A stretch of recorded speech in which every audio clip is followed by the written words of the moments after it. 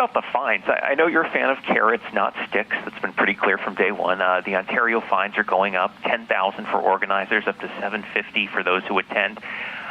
You talked a lot about transmission and contact tracing and where things are happening. Well, my question for you is the stick part working effectively in BC? We had that group camping event in the interior. It's been a few weeks with enforcement here and awareness here. What do you make of it?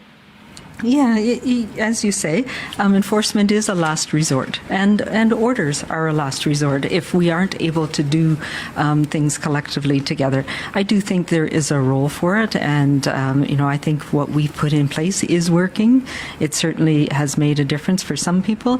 There'll always be people that, no matter what, will try and skirt the rules, and we've talked about that from the beginning. When you have a lot of rules, a lot of people get frustrated with them and want to try and get around them. So we've tried to keep the rules as minimal as possible and make it so that people are engaged in the process themselves. And we've seen that. It works here in BC for the most part. Yes, we get frustrations. Yes, there are people who are bending the rules intentionally, and that's where enforcement can come in.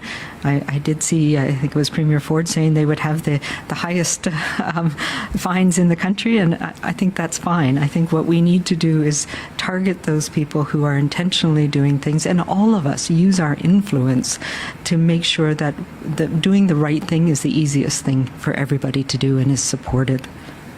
If you want to. Sure.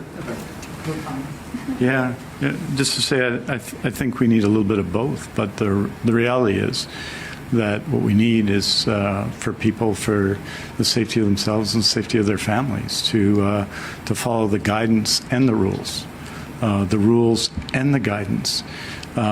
Everything we do depends on that. The things that we're doing right now, the opening up in the renewal plans and everything else, is dependent on our success, our continued success in dealing with COVID-19. And so all of us need to be part of this.